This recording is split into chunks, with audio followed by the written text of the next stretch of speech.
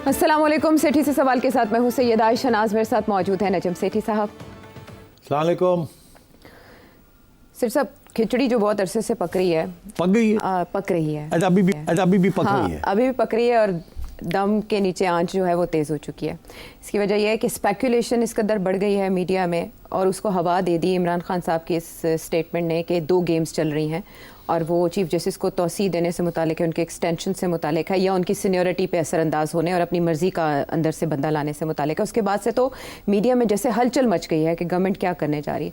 दूसरी तरफ हम ये देख रहे हैं कि अता तारड़ साहब जो तर्जुमान है हुकूमत के, वो कह रहे हैं कि ऐसी कोई आइनी तरमीम नहीं होने जा रही जजिस से मुतालिक, ना ही इस पर बात हुई है। लेकिन अचंभे की बात यह है कि अचानक हुकूमत की तरफ से कौमी असम्बली का इजलास पीर को, सेनेट का इजलास मंगल को तलब कर लिया जाता है और फिर उसके बाद मुश्तरका इजलास की भी शुनीद है कि वो भी उससे नेक्स्ट डे हो सकता है। मीनवाइल मौलाना फजलुर रहमान साहब अचानक रेलेवेंट हो जाते हैं, अचानक मोहसिन नकवी साहब उनसे मुलाकात कर लेते हैं, अचानक आसिफ अली जरदारी साहब भी उनसे मुलाकात के लिए पहुँच जाते हैं और उन्हें बंदूक तोहफे में भी दे देते हैं। मौलाना फजलुर रहमान साहब का रेलेवेंट होना, इजलासों का तलब करना, फिर हुकूमत का ये कहना कि हम इस मामले पर कुछ नहीं कर रहे, तो फिर पक क्या रहा है सेठी साहब?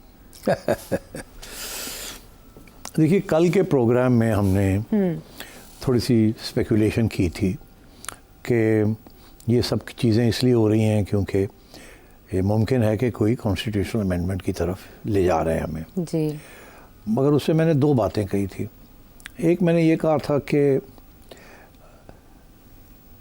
कॉन्स्टिट्यूशनल अमेंडमेंट में अगर फ्लो क्रॉसिंग हो तो वो उसे फ्लो क्रॉसिंग नहीं समझा जाता जी। तो इसलिए शायद ये हो सकता है कि कुछ लोगों को इन्होंने फ्लो क्रॉसिंग करानी है, ख़ुसूसन वो लोग जो कि अभी एक ग्रे जोन में है, वो जो 41 लोग हैं। जी जी, ठीक है, जिनके बारे में अभी तक इलेक्शन कमीशन कंफ्यूज्ड है और रहनुमाई के लिए सुप्रीम कोर्ट जा चुका है। एब्सोल्युटली।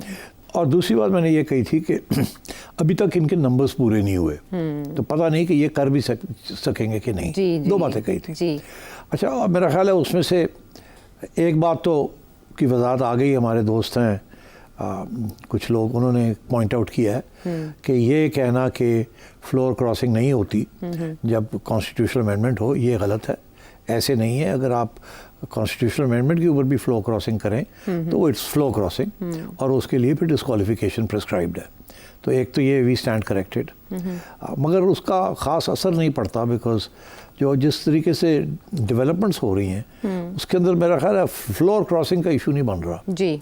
बन ये रहा है कि नंबर्स ही पूरे नहीं हो रहे। अच्छा। और विदाउट फ्लो क्रॉसिंग, और फ्लो क्रॉसिंग तो अब हो नहीं सकती, तो फिर कैसे ये पूरी करेंगे जी। अच्छा, अब ये है कि जो मेरी इतला के मुताबिक सेनेट के अंदर तो इनके नंबर पूरे हो जाएंगे 2/3 अगर मौलाना इनके साथ मिल जाए, मौलाना फजल रहमान इनके साथ मिल जाए जी। उनके वहाँ कोई मेरे ख्याल 5 सेनेटर्स हैं जी, उनके वहाँ 5 सेनेटर्स हैं और नेशनल असेंबली में उनके 6 हैं मेरा ख्याल है। तो अगर 6 उनको वो भी मिल जाते हैं, मगर फिर भी नेशनल असेंबली में पूरे नहीं होते नंबर, 6 चाहिए और 6 और चाहिए होंगे। अब वो 6 और जो हैं वो कोई फ्लोर क्रॉसिंग अगर कोई करेगा तो वो तो उड़ जाएगा, वो तो काउंट ही नहीं होगा। वो जजमेंट आ चुकी है जी जी। वो जो 63A की जजमेंट थी बंदयाल साहब की, 3-2 जजमेंट थी, वो ऐसे ही है ना? ऐसा ही है। सदारती रेफरेंस में रहनुमाई मांगी गई थी इस पर। तो एक तो ये तो इसलिए, और उसके अंदर जो है वो अपील दर्ज हुई हुई है मगर अभी तक सुनाई नहीं जी, रिव्यू पिटिशन, लेकिन वो टेकअप नहीं हुई। जब तक वो टेकअप होकर रिवर्स नहीं होती वो जजमेंट तो उस वक्त तक तो इट्स इन द फील्ड। तो इसका मतलब ये है कि 6 नंबर लेना इतना आसान काम नहीं है, नहीं होगा। मगर जो चीज़ सोची जा सकती थी वो ये थी कि अगर इलेक्शन कमीशन जिसने वो 39 जो हैं उनको सीटें अलॉट करवा दी हैं as per the judgment of the court, reserve seat के ऊपर जो बात हुई, मगर वो जो बाकी 41 हैं उसके ऊपर इलेक्शन कमीशन जो है वो गई हुई है सुप्रीम कोर्ट के पास क्लैरिफिकेशन के लिए कि ये क्या इसको किए, बहुत से इश्यूज हैं उनके बारे में जी जिसके ऊपर अभी हियरिंग नहीं हुई और ना ही उस कोर्ट की पूरी फुल जजमेंट आई है जो कि मंसूर अली शाह ने हेड की थी जी जी। सो शॉर्ट ऑर्डर के साथ इज़ नॉट गुड इनफ। तो मेरा ख्याल है इस वजह से आज जो ये सारी स्पेकुलेशन जो हो रही थी कि कॉन्स्टिट्यूशनल अमेंडमेंट होगा नहीं होगा, उसका मकसद क्या होगा।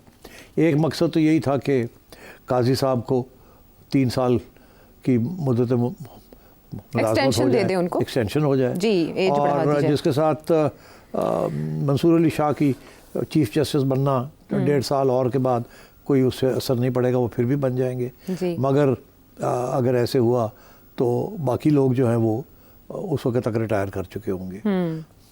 फिर ये भी था कि शायद रिटायरमेंट एज बढ़ा दी जाए।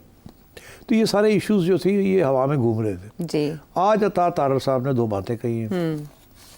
एक उन्होंने कहा जी कॉन्स्टिट्यूशनल अमेंडमेंट की तरफ हम नहीं जा रहे और ना ही हम एज बढ़ाने की बात कर रहे हैं। दोनों उन्होंने निगेट कर दी, जिस पे सब स्पेक्युलेट कर रहे हैं, इसी पे बैठे हैं। तो मेरा ख्याल है सुनवा दें कि उन्होंने क्या कहा। हाँ, शामिल कर लेते हैं जी। अच्छा, इन्होंने तो बहुत क्लियर बता दिया कि एजेंडे में क्या क्या हो सकता है। आपको तो यकीन क्या है? पहले नहीं बता सकते थे? क्यों आज क्यों बताया? कब से ये चल रही है ना बात? हाँ, कब से चल तो रही है। इसका ये मतलब है कुछ पक तो रहा था। हाँ। पका नहीं। वो आखिर जैसे मैंने कहा ना, नंबर पूरे नहीं हुए। जी। तो अब यही फैसला हुआ होगा कि ये इस रास्ते से नहीं हमने जाना। तो फिर किस रास्ते से जाना? तो फिर जो रास्ता रह गया है वो डिपेंड करता है मकसद क्या था सब चीज़ का। मकसद तो ये था ना कि ये जुडिशरी इनको तंग कर रही है। ये समझते हैं जुडिशरी ये और इस्टेब्लिशमेंट मिलके गवर्नमेंट ये समझिए जुडिशरी इमरान खान के हक में फैसले करी जा रही है और किसी न किसी स्टेज पे ये और गड़बड़ हो जाएगी, तो इसको रोकना है। अच्छा। इसलिए ये सारी चीज़ें सोची जा रही थी। अब मैं समझता हूँ कि इन्होंने एक आम कानून पास करके एक सुप्रीम कोर्ट की जजमेंट को बाईपास करने की कोशिश की। अच्छा, अभी वो जजमेंट जब तक पूरी डिटेल में नहीं आती जी। तो वो भी बस साइड बाय साइड एक कानून भी चल रहा है। उसको भी चैलेंज कर दिया गया, मगर वो भी अभी रिजेक्ट नहीं हुआ। तो मेरा ख्याल है ये शायद कोई नया कानून शायद ले आए रिगार्डिंग ये कि जी कि किस तरीके के साथ चीफ जस्टिस कैसे बनते हैं। अभी जो बातें हम सुन रहे हैं वो यही सुन रहे हैं कि जी ये कह रहे हैं कि ठीक है, अल जिहाद केस में काफ़ी अरसा पहले एक अनाउंसमेंट थी कि पार्टी प्रिंसिपल मेंटेन होगा और उससे गवर्नमेंट का कोई इंटरफेरेंस नहीं होगा। इसकी वजह से ये लाइन लग गई फिर कि पहले ये होगा, ये इतने समय रहेगा, फिर उसके बाद ये होगा जब एज पूरी होती है। पता होता था सबको कि कौन बनने वाला है। तो उसमें गवर्नमेंट की मदाखलत ख़त्म हो गई। हालांकि उससे पहले हमेशा गवर्नमेंट लगाती थी चीफ जस्टिस 96 से पहले। हाँ, that was the case. Okay. अच्छा, अब प्रॉब्लम ये आ गया है कि अगर ये सिलसिला फॉलो किया गया तो फिर आगे जो 2-3 जजेस आ रहे हैं वो तो उनके ऊपर तो इल्ज़ाम ही है कि वो बायस्ड है। तो इसलिए परेशानी तो है, इस्टेब्लिशमेंट में भी है और गवर्नमेंट में भी है। तो ये हो सकता है कि शायद ये कोई ऐसा कानून लाएं, अच्छा, जिसके तहत ये हो कि जी 2 चीज़ें।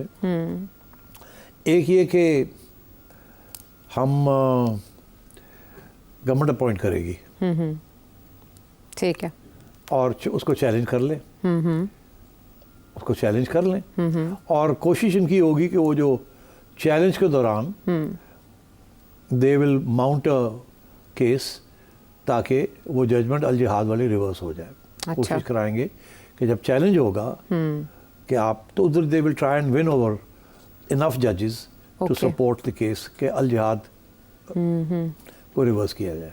अच्छा, अब बात ये है वो आर्ग्यूमेंट क्या देंगे। आर्ग्यूमेंट तो नज़र आ रही है, वो ये कह रहे हैं कि अगर हाई कोर्ट के अंदर आप सीनियरिटी प्रिंसिपल नहीं मेंटेन कर रहे जी और सुप्रीम कोर्ट के लोग उसको हाई कोर्ट में अप्लाई नहीं कर रहे तो सुप्रीम कोर्ट के अंदर क्यों अप्लाई हो रहा है।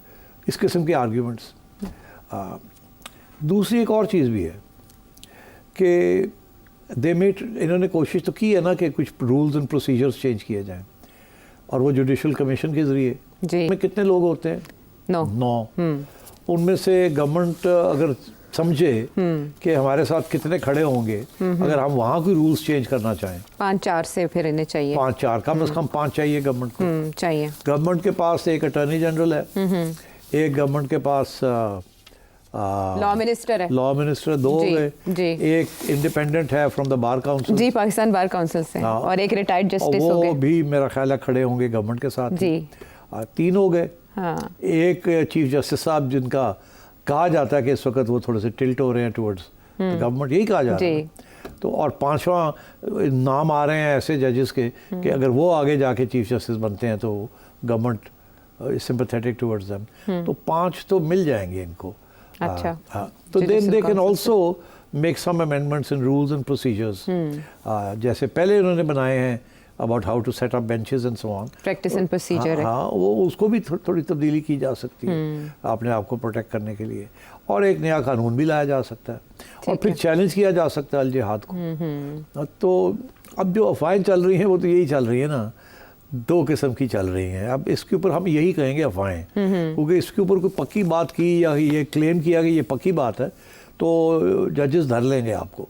अब जाहिर है, because you know area entering into areas where you can't say anything about the judiciary in a firm manner. You can say कि ये बातें हो रही है, ये चीज़ें चल रही हैं, और डाउट थोड़ा सा रहने दें। हाँ। तो वो दो चीज़ें चल रही हैं ना, एक तो ये कि राब्ते करने की कोशिश की जा रही है between government oblique establishment and some जजेस, कि उनको समझाया जाए, उनसे कुछ कमिटमेंट्स लिए जाए, टर्म्स एंड कंडीशंस चेंज, कुछ बातें की जाए उनसे। अच्छा अच्छा। अब वो किस हद तक कामयाब हो रही है नहीं हो रही, मैं इधर नहीं जाऊंगा, बिकॉज ये अगेन प्रॉब्लमेटिक। कल को पूछ लेंगे जी तू है कि तू क्या था, चल ना कंटेम्प्ट, तो मैं तो नहीं उधर जाना। मगर बातें चल रही हैं। एक और बात भी चल रही है कि जब फैज़ की ट्रायल होगी तो उसके अंदर बहुत सी चीज़ें निकलेंगी जी। अभी तो साकिब निसार साहब का नाम निकल रहा है, तो हो सकता है और जजेस के भी नाम निकल आए जो कि राब्ते में थे इमरान खान के या फैज़ के साथ। तो उसमें भी कि ये 6 जजेस ने जो ख़त लिखा है, इसके पीछे कौन था, उसका ताल्लुक जनरल फैज़ के साथ क्या था, एंड सो ऑन। ख़त कैसे ड्राफ्ट हुआ, किसने मदद की, so many things in the market, media market. Yes, and मेरा अपना है कि they are all linked in some way और the other with the trial of general Faiz. इसीलिए इमरान खान साहब जो है ना, वो कह रहे हैं कि ये चीज़ें होने जा रही हैं, ये होने जा रहा है, सो तो that is all I can say. मैं इससे ज़्यादा नहीं बात करना चाहूँगा। ठीक है, आपने तो ये भी बता दिया कि अगर ये चैलेंज होती है तो तब क्या होगा। मेरा ख्याल है बैरिस्टर अकील मलिक जो मुशीर हैं बराए कानून व इंसाफ, 3 मामलात पर जवाब दिए हैं। एक तो उन्होंने ये बताया है कि इमरान खान साहब के जलसा मुलतवी होने में हुकूमत का क्या किरदार था, वो बात तो अपनी जगह पर अहम है। पहले हम इसको कॉन्क्लूड करते हैं कि वो क्या कह रहे हैं, हुकूमत का इजलास बुलाने का मकसद या कानून साजी या आइनी तरमीम के बारे में हिकमत अमली क्या है। जी, खुद अपना सीनियरिटी प्रिंसिपल वायलेट किया है। एक तरफ कह रहे हैं कि सीनियरिटी प्रिंसिपल सुप्रीम कोर्ट ने खुद वायलेट किया, हाँ। दूसरी तरफ कह रहे हैं हम तो नहीं सोच रहे कि कुछ किया जाए, हाँ। एक तरफ ये कह रहे हैं कि कॉन्स्टिट्यूशनल अमेंडमेंट नहीं हम सोच रहे क्योंकि उसमें भी 2/3 नहीं है चाहिए होती, मगर फिर साथ ये भी कह देते हैं कि वो हो सकता है बाद में देखा जाए, ये भी कह दिया ट्विस्ट। हाँ, तो मतलब है अभी सारे ऑप्शन उन्होंने खुले रखे हुए हैं। और मेरा ख्याल है इस वक्त ये इनका बयान और फिर अता का बयान ये ज़रूरी था क्योंकि स्पेकुलेशन बहुत वाइल्ड हो रही थी, हर किस्म की बातें आ रही थी, और ये लोग चुप करके अपना होमवर्क कर रहे थे, किसी को कुछ इन्फॉर्मेशन नहीं दे रहे थे। मेरा ख्याल है होमवर्क कंप्लीट हो गया। अच्छा, जिसकी वजह से 2 चीज़ें हुई हैं। एक तो ये बयान आ गए हैं कि फ़िलहाल तो हम कॉन्स्टिट्यूशनल अमेंडमेंट की बात नहीं कर रहे और ना ही सीनियरिटी की जो एज का मसला है इसकी बात कर रहे हैं। मगर साथ साथ दूसरी चीज़ जो हुई है वो ये मौलाना फजल साहब जो है वो उठ के और प्रेसिडेंट साहब के पास चले गए हैं। प्रेसिडेंट साहब मौलाना के पास आए या प्रेसिडेंट साहब मौलाना के पास आ गए। वाह वाह, थैंक यू फॉर क्लैरिफिकेशन। ये फ़र्क है ना इसमें। हाँ, तो पहले ये था कि मौलाना और असद कैसर साहब की तस्वीरें जी ये कल ही नुमाया होती थी, हाँ। कि जी वो हमारे साथ चलेंगे, ये होगा वो होगा, क्योंकि उन्हें ज़रूरत है ना मौलाना की फॉर द बिग जलसा ऑन द 8th। जी उसके बगैर तो 10,000 बंदा नहीं होना। तो मौलाना अगर ना साथ आ जाता तो बहुत बड़ी चीज़ थी। और मौलाना ने ये कार्ड अपने जेब में रखा हुआ था और ऐसे ऐसे करके गवर्नमेंट को भी दिखाते थे, जरदारी साहब को भी दिखाते थे, इनको भी दिखाते थे और इनके साथ भी फिरते थे। और वो वक्त आ ही गया कि गवर्नमेंट ने कहा वी कांट रिस्क इट, मौलाना ने साथ दे दिया इनका तो मसला बन जाएगा। ठीक है, मौलाना को टेस्ट ना ही किया जाए, ज़रा गपशप लगाई जाए। तो फिर जरदारी साहब कि तो पुराने तल्लुकात है मौलाना के साथ, तो जरदारी साहब लपक के पहुँच गए और मौलाना के साथ बैठ के बात हुई होगी। जी जी। और मौलाना ने तो पहले ही अनाउंस कर दिया था जब ये फैसला हुआ कि हम आ रहे हैं आपसे बात करने के लिए। हाँ। तो मौलाना ने कह दिया हम तो पीटीआई के साथ नहीं जाएंगे, अच्छा, इकट्ठा हम अलग जलसे करेंगे। हाँ। मगर हम इनके साथ नहीं जाएंगे। हाँ। ऐसे ही है। लेकिन कल जो इनकी मीटिंग हुई पीटीआई के साथ, उसमें इन्होंने फैसला किया कि कमेटियां बनाएंगे और सेनेट में हम अगर कोई ऐसी लेजिस्लेशन होती है तो हम आपस में मिलके उसको काउंटर करेंगे। हाँ, जी तो जी। ठीक है, सेनेट में अब क्या लेजिस्लेशन होती है, वो तो गवर्नमेंट ने ऑलरेडी कह दिया है कि वो खतरनाक किस्म की लेजिस्लेशन की तरफ से जा ही नहीं रहे। अगर आम कानून बनाना है तो फिर 2/3 की जरूरत नहीं सर, सादा मौलाना की जरूरत नहीं है। हाँ। तो मेरा ख्याल है मौलाना को न्यूट्रलाइज करने के लिए from joining hands with PTI मौलाना को याद कर लिया गया। मगर साथ ये भी कि कल को अगर ज़रूरत पड़ जाए तो मौलाना के साथ अच्छे तल्लुकात होना इज़ इम्पॉर्टेंट। कल को 5 वोट वहाँ और 6 वोट यहाँ भी लेने पड़ गए तो we can't rule that out. So better to get Maulana inside the tent then have him standing outside and वो अंग्रेजी का एक मुहावरा है जो कि मैं कह नहीं सकता। अच्छा, तो उर्दू तर्जुमा कर दे, शायद हल्का फुल्का हो जाए वो। नहीं वो नहीं कर सकते।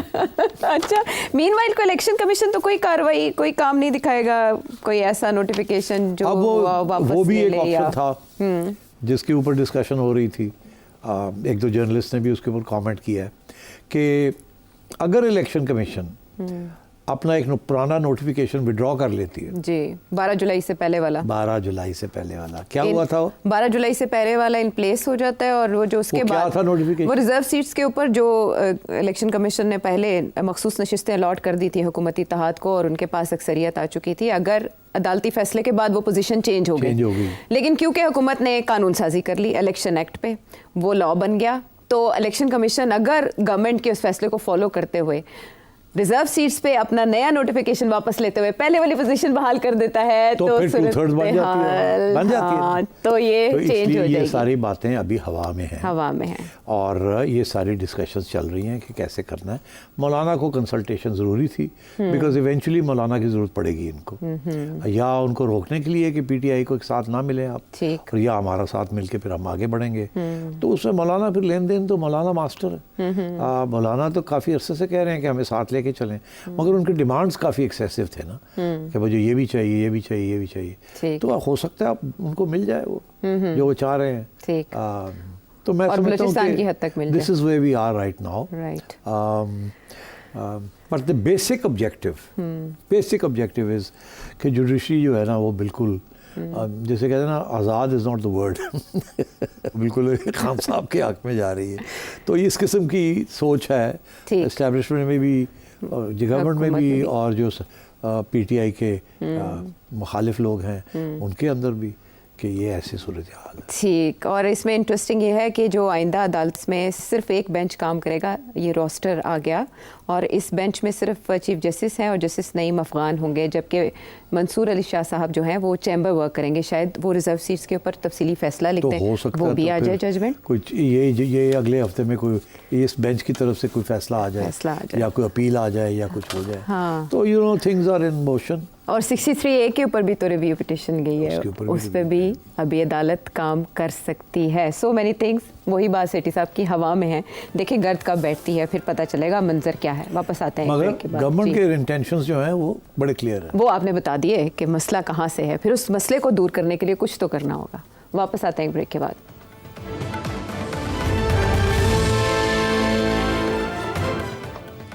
शो में एक बार फिर खुश आमदेद। और बहुत इंटरेस्टिंग है ये कि इल्ज़ाम आ रहा है एक डिप्लोमेट पे कि वो लॉबिंग कर रही है इमरान खान साहब के लिए, और वो हैं बरतानवी हाई कमिश्नर। इन्होंने मुलाकातें की हैं पाकिस्तान तहरीक इंसाफ की क़यादत से भी, और कुछ ही दिन पहले नवाज शरीफ साहब से भी इन्होंने मुलाकात की। उसके बाद अज़हर जावेद साहब सीनियर सहाफ़ी हैं, उन्होंने एक ट्वीट किया है कि पाकिस्तान के लिए बरतानवी हाई कमिश्नर को तब्दील किए जाने का इम्कान है, क्योंकि वो पाकिस्तान के अंदरूनी मामलात में मुदाखलत और इमरान खान साहब की रिहाई के लिए लॉबिंग करने के इल्ज़ामात का सामना कर रही हैं। तो बरतानवी वज़ारत ख़ारजा ने इनके हवाले से पाकिस्तान में सोशल मीडिया पर चलने वाली मुहिम का नोटिस ले लिया है और इस्लामाबाद में अपने सफारत खाने से तफसीली रिपोर्ट मांगी है। इस पर आपके एक नाज़िर हैं, आपको देखते हैं, वजाहत चौधरी साहब, उन्होंने एक क्वेश्चन भी भेजा है, शामिल कर लेते हैं जी।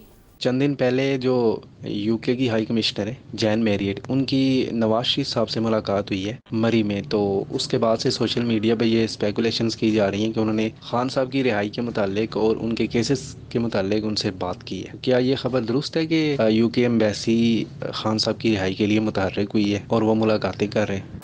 अच्छा यार, ऐसे है कि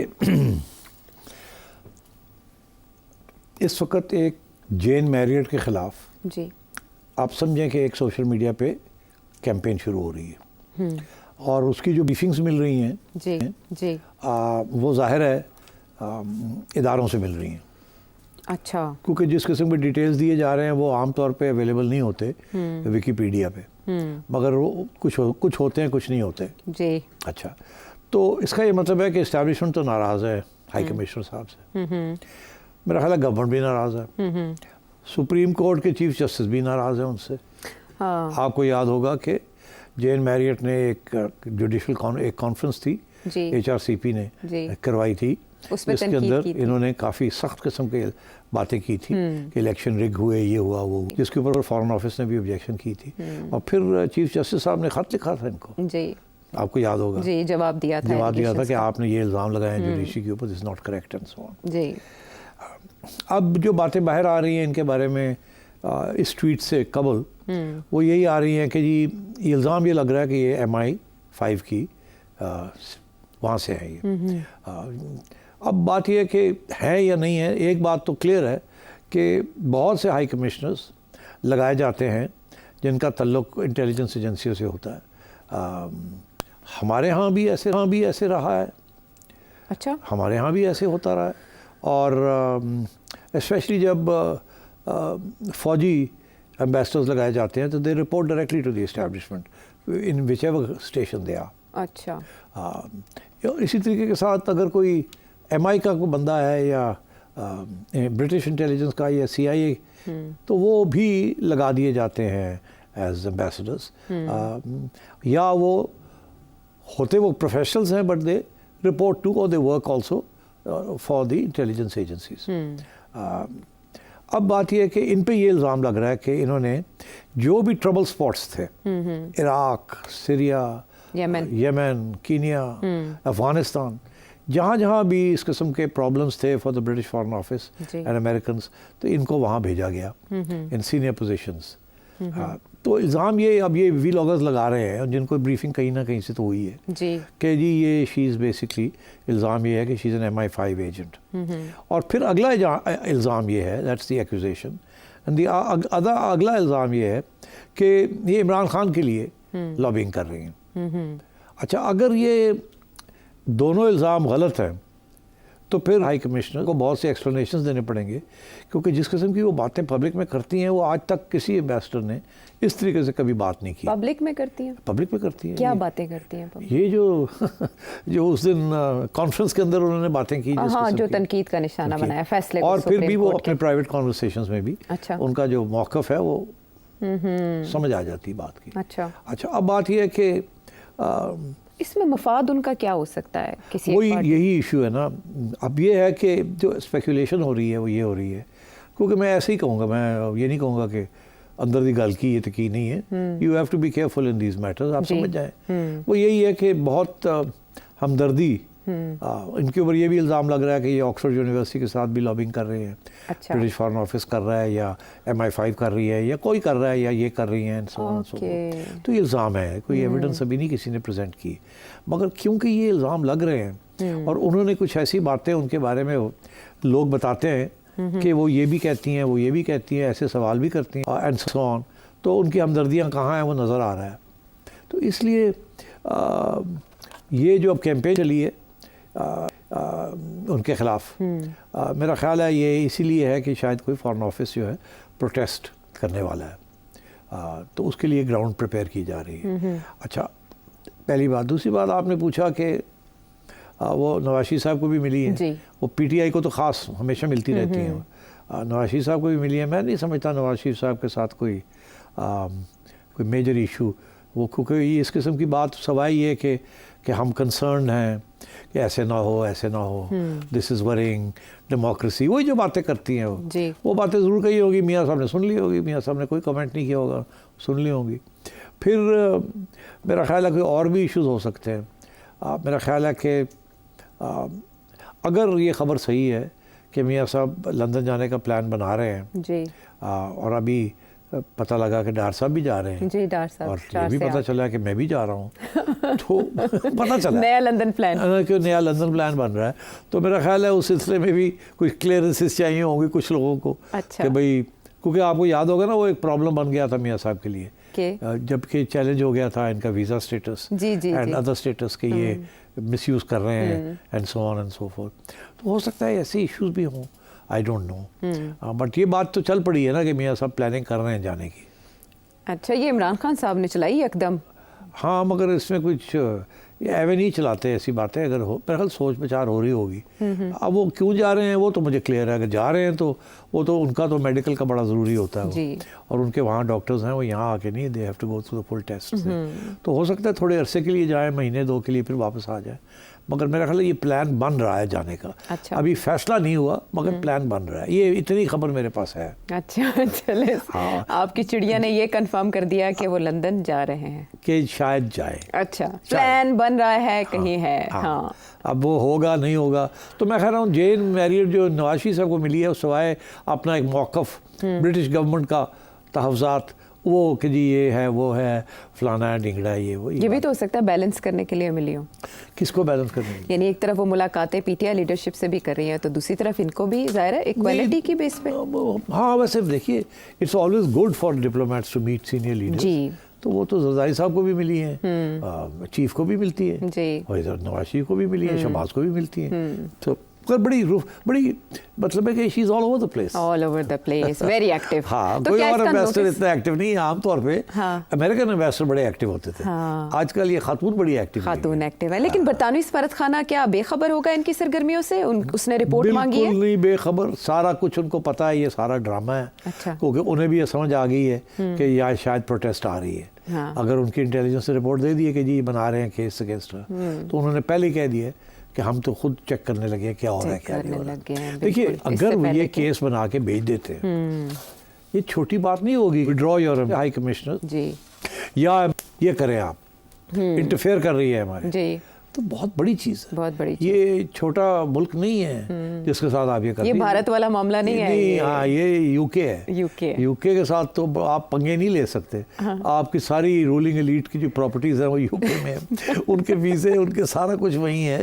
आप पंगे उनसे नहीं ले सकते। आप ज़्यादा पंगे अमरीकनों के साथ ले सकते हैं, बरतानिया के साथ आप पंगे नहीं ले सकते। आपका पुराना तलक, कॉलोनियल तलक बड़ा तकड़ा है आपकी रूलिंग क्लास का, मदर डेमोक्रेसी, तो उसका एहतराम करना जरूरी है। पाकिस्तानी भी जितने वहाँ हैं वो भी सबसे ज़्यादा यूके में है जी। और वहाँ असाइलम सीकर्स भी सबसे ज़्यादा वहीं हैं। तो यूके के साथ तो आपको अच्छे तल्लुकात रखने और ऐसे व्लॉगर्स भी वहाँ पर हैं जो सबसे ज़्यादा बोलते हैं। हाँ, एग्जैक्टली। और आजकल वहाँ पीटीआई के हक में भी बड़े लोग खड़े हैं, बहुत लोग मौजूद। तो इसलिए और इसमें भी कोई शक नहीं, कंजर्वेटिव पार्टी में भी बड़ी सपोर्ट है इमरान खान की, specially from Imran Khan brother in law, और वो तो ओपन करते हैं। और तो ये सारी चीज़ें लेबर पार्टी का तो नहीं है ना ऐसा कोई झुकाव? नहीं, लेबर पार्टी का नहीं है ऐसे, बट वहाँ तो नाराज़गी है इनफैक्ट। अच्छा। मेयर ऑफ लंदन बड़े नाराज़ थे कि इमरान खान ने गोल्डस्मिथ को सपोर्ट किया मेरे खिलाफ, जैक गोल्डस्मिथ उनको सपोर्ट किया था। ठीक है, तो ये है मामला। ये जेन मैरियट के ऊपर अब सवाल खड़ा हो गया। अब मेरा ख्याल है कि ये होगा कि ये अब थोड़ी बहुत पीछे हटेंगी। इनके धमकी इनके ऊपर ये है कि हम रिपोर्ट कर देंगे, और अगर उधर से धमकी ये है कि आपने ये किया तो फिर हम भी बहुत कुछ कर सकते हैं, चले, तो फिर इसलिए होना नहीं है। मगर ये पहुंच गई है वहाँ बात, और ये एस्टैब्लिशमेंट के कहने पे ये किया जा रहा है। जिस तरह की रिपोर्ट्स बन रही हैं, सामने आ रही हैं, उससे तो ये लगे हम नजर रखे हुए हैं। यहाँ बरतानवी एम्बेसडर्स कभी इतना एग्रेसिव रोल नहीं उन्होंने प्ले किया। प्राइवेटली वो बातें जरूर करते थे, मगर पब्लिकली जिस किस्म की ये ओपन रोल जिस तरह एक्टिव है, उस तरह से ऐसा कभी भी नहीं हुआ ना। इवन अमेरिकन एम्बेसडर्स ऐसे नहीं करते ओपनली। तो ये है चीज़ें जो आपने इस मामले के हवाले से जाना है। इसे काफ़ी हसास मामला करार दिया जा रहा है, जैसे कि एक्सप्लेन किया गया। हम वापस आते हैं एक ब्रेक के बाद।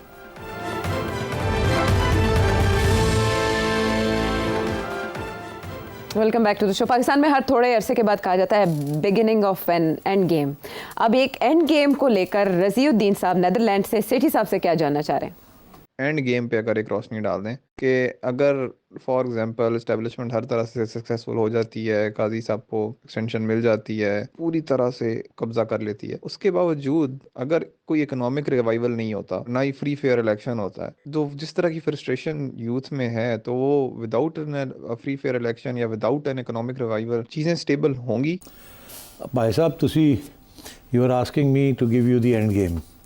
ऐसे करें, मैं आपको अपना अकाउंट नंबर भेजता हूँ, उसमें $1 मिलियन आप डिपॉजिट कर दें ताकि मैं आपको एंड गेम बता सकूं।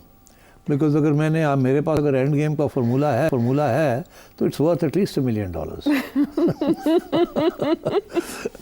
क्योंकि हो सकता है कि अगर मैं एंड गेम रिवील कर दूं तो I may not be around to collect $1 million, तो मैं पहले ही ना डिसअपेयर हो जाऊं उससे पहले।